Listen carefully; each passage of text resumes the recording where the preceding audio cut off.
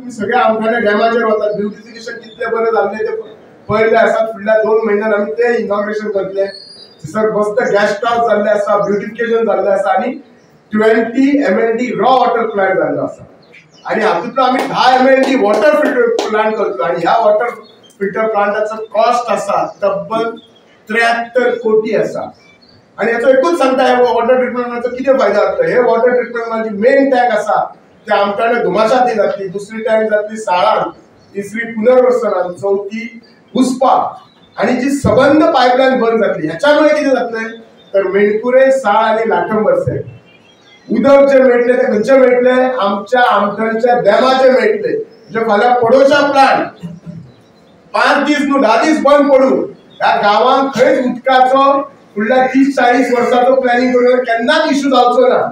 ही सध्याची ह्या आसतली जाल्यार खूब कडेन कितें आसता आमकां गांवांत उदक मेळटा जाल्यार वयर भोमान मेळना, जाल्यार वयर आमच्या जी हेतून स्पेशली लाडफॅम वयर घरा बांदल्या उदकाचो खूब इश्यू आसा. हे इश्यू सगळे हे जातले, स्टॉप जातले. तुमकां इतलेच सांगता सगळे जे प्रोजेक्ट घेतला तो टेक्निकल टिमी कडेन डिस्कस करून तुमकां जर विचारपाक जाय ह्या प्रोजेक्टा खातीर कितले फोन केला जाल्यार Balan is the main thing.